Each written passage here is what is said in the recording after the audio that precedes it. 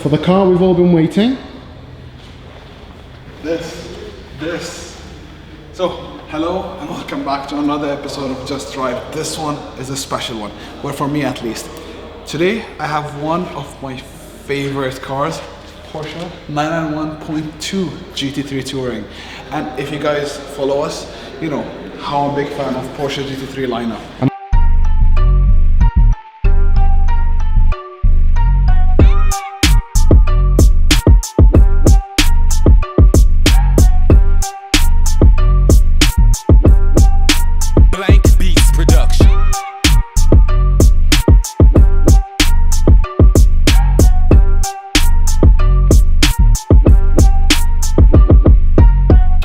And after seeing it, apparently so am I. Seeing it in this color and this configuration, so you have the crayon, I think it's made crayon. Crayon, or in the US it's called chalk.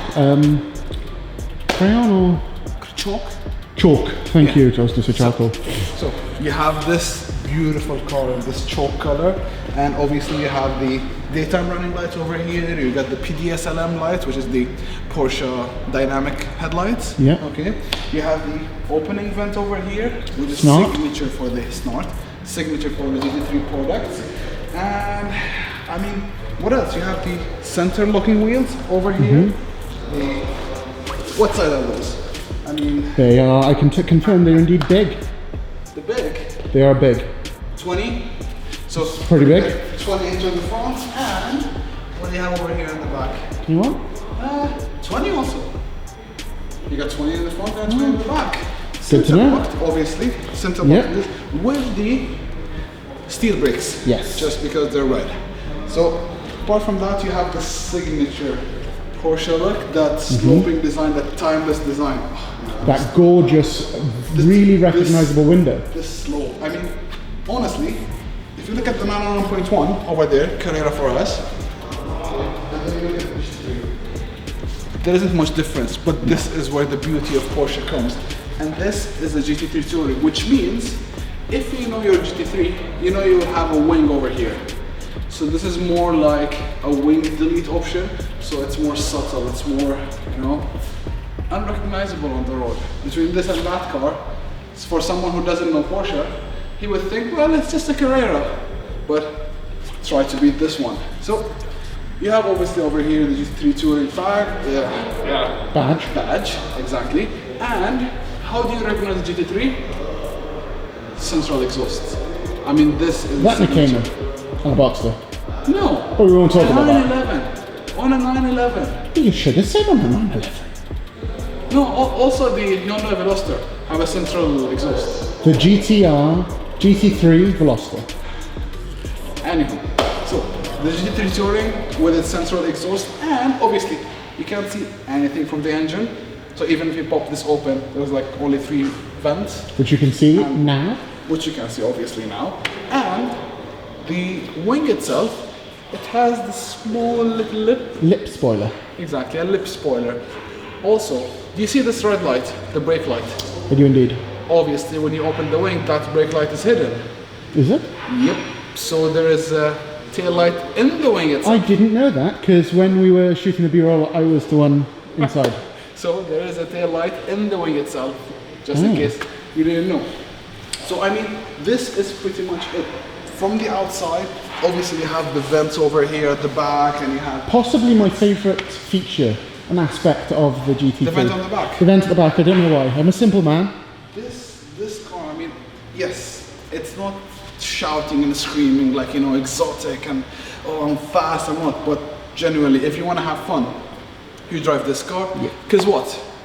Flat 6, 4.0 liter, 493 horsepower, which translates to 500 psi.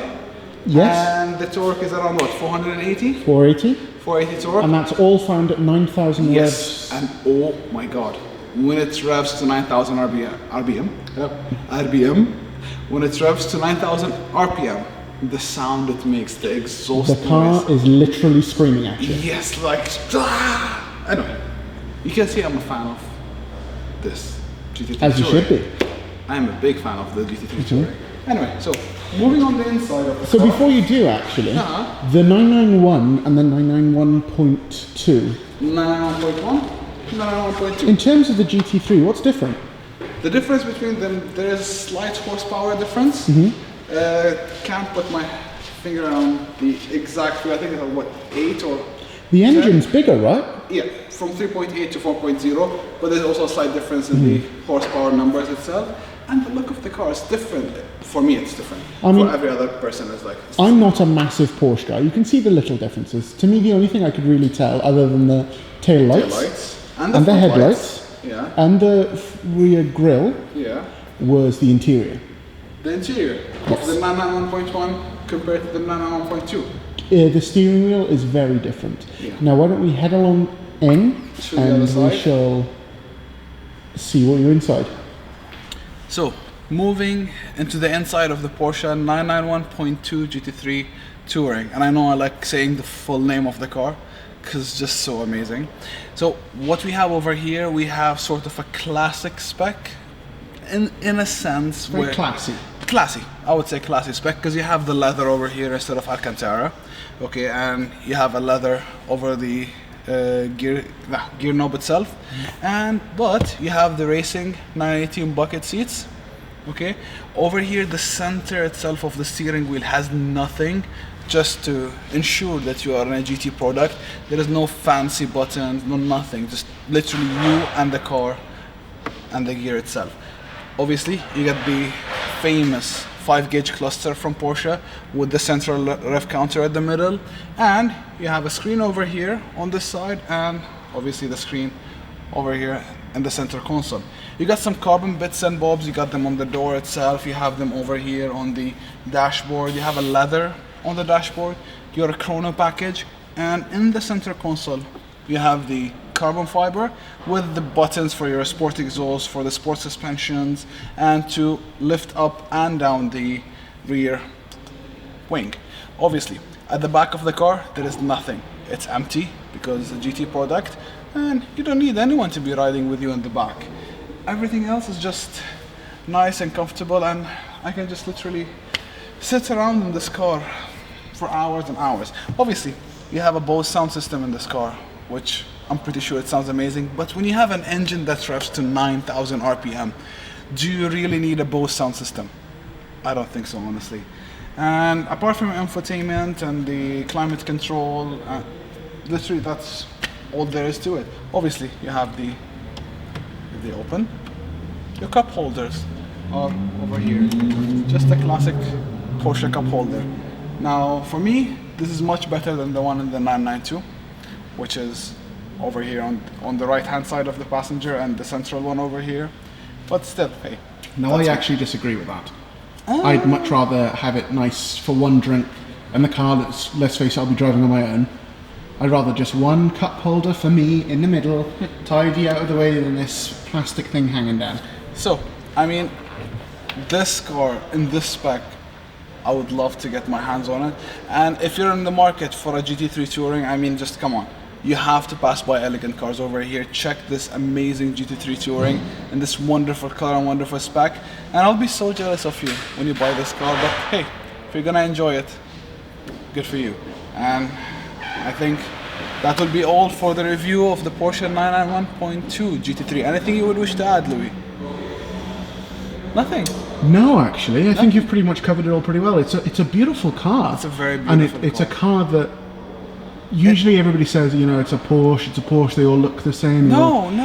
And I didn't really get the ethos until I was really around these as much as I wanted to be.